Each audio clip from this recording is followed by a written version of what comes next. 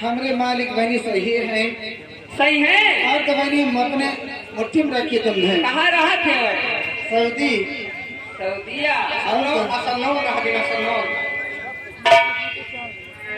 ये बहनी हम ही चली आई थी नाचे गुजर बहुत बुआ थे।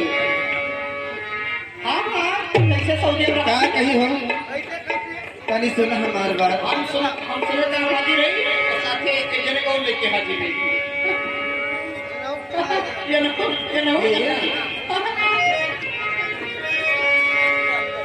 एक वो कहे तो देखा दी सीना भर के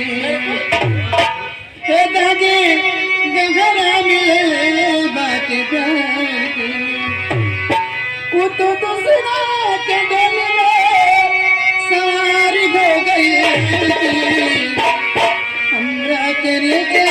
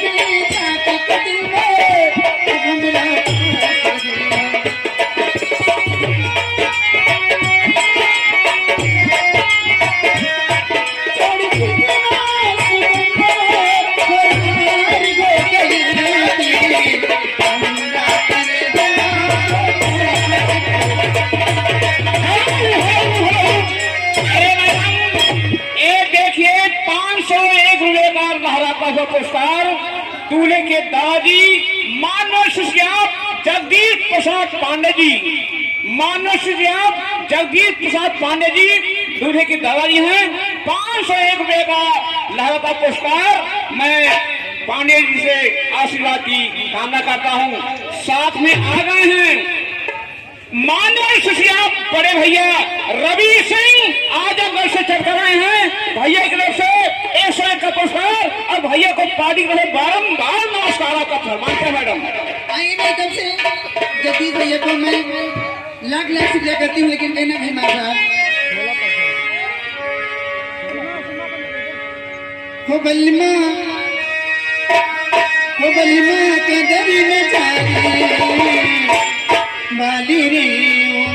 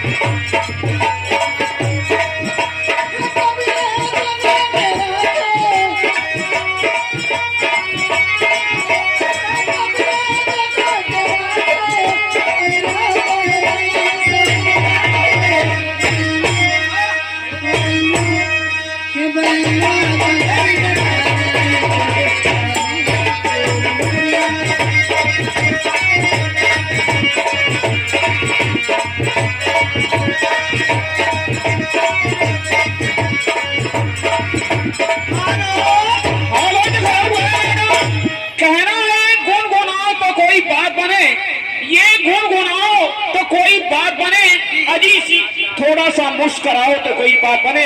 हे दर्शक प्रेमियों, इधर जो है खड़े हो, प्यार से बैठ जाओ तो कोई अच्छी बात बने। साथ में घर मालिक भैया पांडे जी का निवेदन है, दर्शक बंधुओं के लिए बढ़िया मैट लगवाए हैं बैठने के लिए, आप लोग कृपया स्थान पर बैठ जाएं।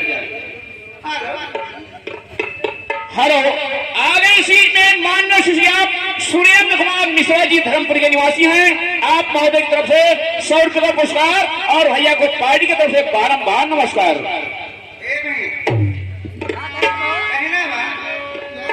अरे बारह निकला के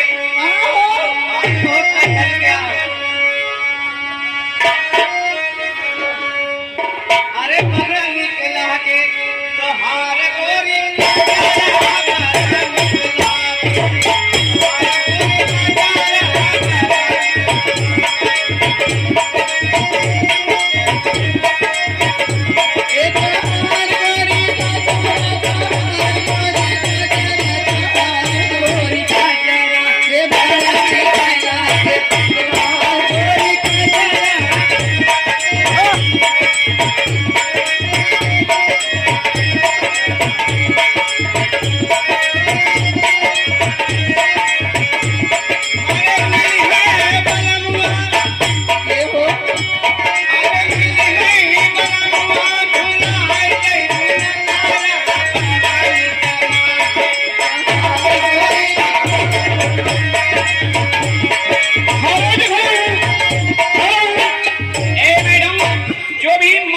मिश्रा कुमार जी की तरफ से, मिश्रा जी की तरफ से 100 रुपया पुरस्कार आया था मैडम।